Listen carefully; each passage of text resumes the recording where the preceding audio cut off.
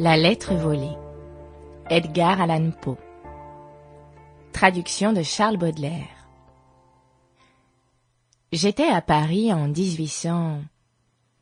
Après une sombre et orageuse soirée d'automne, je jouissais de la double volupté de la méditation et d'une pipe d'écume de mer, en compagnie de mon ami Dupin, dans sa petite bibliothèque ou cabinet d'études, rue Dunot, numéro 33, au 3e Faubourg Saint-Germain.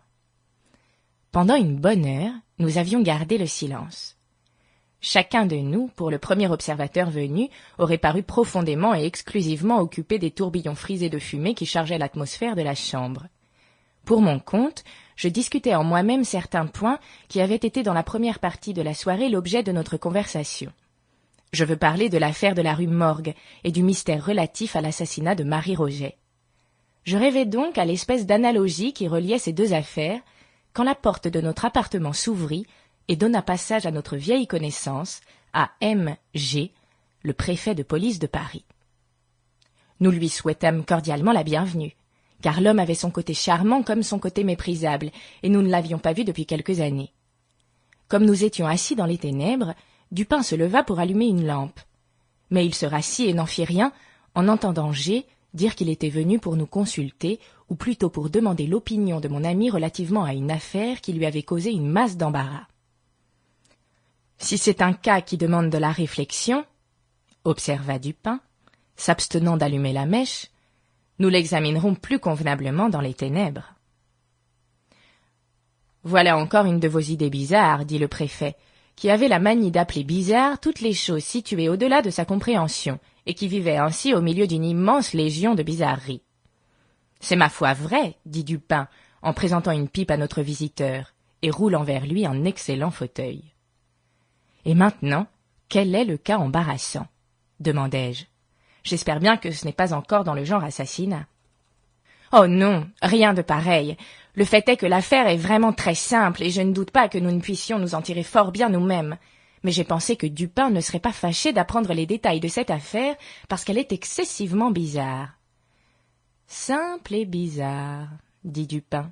« Mais oui, et cette expression n'est pourtant pas exacte, l'un ou l'autre, si vous aimez mieux. » Le fait est que nous avons été tous là-bas fortement embarrassés par cette affaire, car toute simple qu'elle est, elle nous déroute complètement. « Peut-être est-ce la simplicité même de la chose qui vous induit en erreur, » dit mon ami. « Quel non-sens nous dites-vous là » répliqua le préfet en riant de bon cœur. « Peut-être le mystère est-il un peu trop clair, » dit Dupin. « Oh, bonté du ciel, qui a jamais ouï parler d'une idée pareille ?»« Un peu trop évident. »« Oh, oh, oh » criait notre hôte qui se divertissait profondément. « Oh, Dupin, vous me ferez mourir de joie, voyez-vous » ?»« Et enfin, demandai-je, quelle est la chose en question ?»« Mais je vous la dirai, » répliqua le préfet, en lâchant une longue, solide et contemplative bouffée de fumée et s'établissant dans son fauteuil. « Je vous la dirai en peu de mots.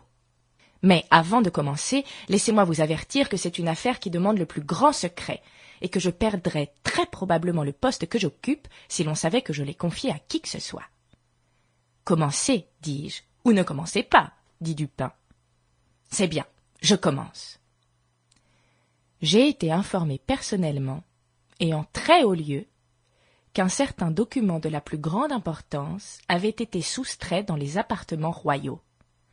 On sait quel est l'individu qui l'a volé. Cela est hors de doute. On l'a vu s'en emparer. On sait aussi que ce document est toujours en sa possession. « Comment sait-on cela » demanda Dupin. « Cela est clairement déduit de la nature du document et de la non-apparition de certains résultats qui surgiraient immédiatement s'il sortait des mains du voleur.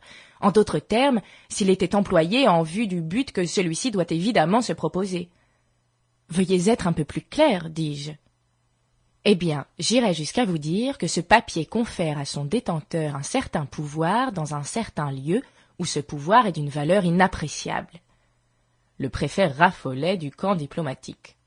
« Je continue à ne rien comprendre, » dit Dupin. « Rien, vraiment ?